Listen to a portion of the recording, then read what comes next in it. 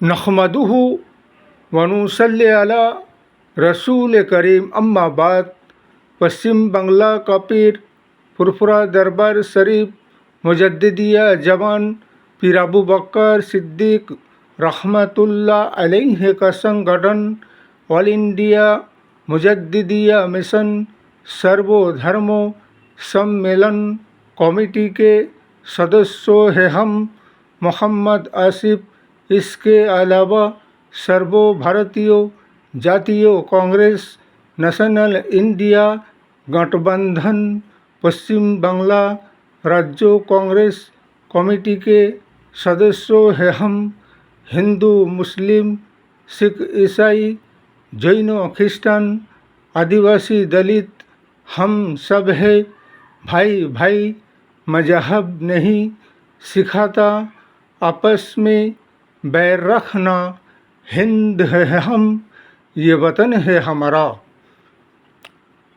हमारा ये कहना है जैसे कि हमारे इंडिया गठबंधन 26 दल संगठन को लेकर हमारा इंडिया गठबंधन नेशनल इंडिया सर्वभारतीय जातीय कांग्रेस के समर्थन में, इसलिए कि हमारा हाईकमान सोनिया जी, राहुल जी, प्रियंका जी, मल्लिका अर्जुन खड़गे जी से कहना है कि कभी भी किसी भी बात का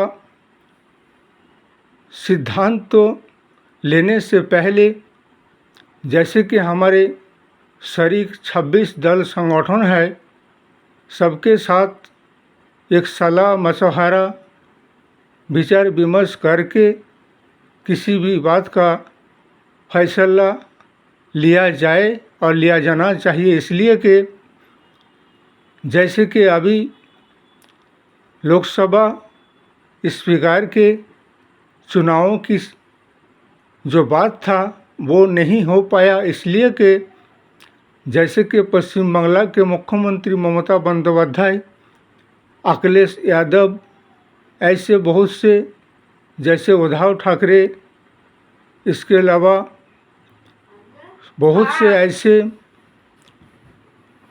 लोग और संगठन के थे हमारे नेता लीडर, सबके बात आपस में विचार विमर्श बातचीत होने के बाद ही किसी बात का सिद्धांत तो लेना चाहिए था।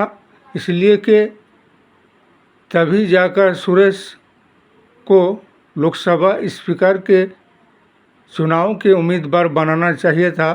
इसलिए कि सबके सहमियत ना होने के कारण इलेक्शन व चुनाव लोकसभा स्पीकर का नहीं हो सका, बल्कि ओम प्रकाश बिरला को दोबारा लोकसभा स्पीकर इन्होंने तो बना ही दिए है बीजेपी शासक ने।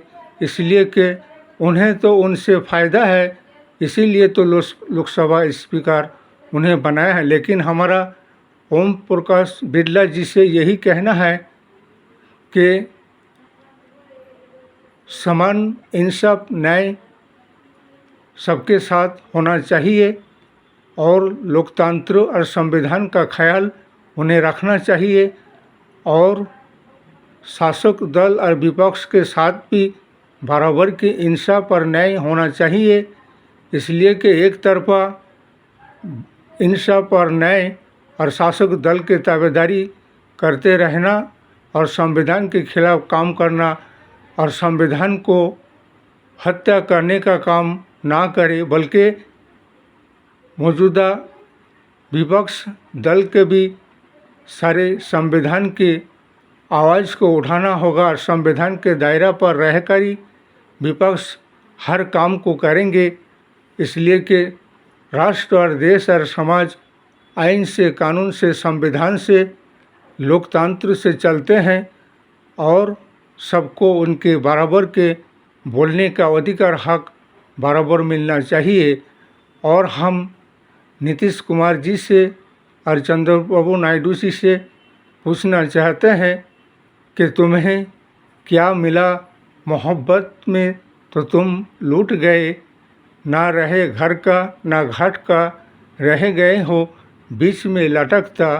इसलिए ना मिला तुम्हें लोकसभा स्पीकर की पद और ना मिला नीतीश कुमार जी को रेल मंत्रियों का पद, बल्कि तुम सिर्फ देखते और ताकते ही रह गए और तुम्हारे सारे ख्याल और विचार तुम्हारे दिल में सारे धराशायी होकर ही रह गए। इसलिए कि हमारे नेशनल इंडिया गठबंधन के तरफ से, सर्वभारतीय जातीय कांग्रेस के तरफ से जो ऑफर तुम सबको दिया गया था, जैसे कि चंद्रबाबू नायडू जी को और नीतीश कुमार जी को, तुम लोगों ने तो बात को हमारे नेशनल इंडिया का माना ही नहीं।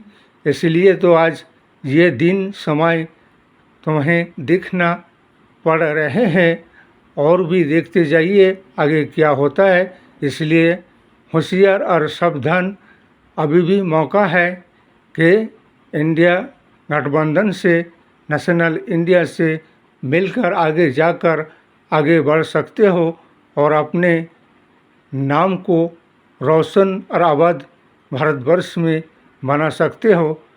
इसलिए कि हमारे 130 करोड़ जनगण से यही कहना है, एक परिवर्तन बदलाव को लाने के लिए इस सरकार को बदलना होगा और नेशनल इंडिया गठबंधन सर्वभारतीय जातीय कांग्रेस के सरकार को लाना होगा। आने वाले विधानसभा में भी और जो भी इलेक्शन निर्वाचन आने वाले समय में होगा, उसमें जनगण को यही सिद्धांत लेना होगा। ये कहाँ बेरोजगारी हटा, कहाँ महंगाई हटी, कहाँ गरीबी दूर हुआ, कहाँ लोगों को रोजगार मिला। वो जहाँ के वहाँ जैसे कि वैसा ही सब कुछ रह गया। तो प्रधानमंत्री बनाने का मतलब ही क्या हुआ? कुछ भी मकसद और मतलब नहीं निकला। इस वीडियो को ज़्यादा से ज़्यादा लाइक दीजिएगा, शेयर कीजिएगा, सब्सक्राइब दीजिएगा। जय हिंद, जय भारत, मोहम्मद।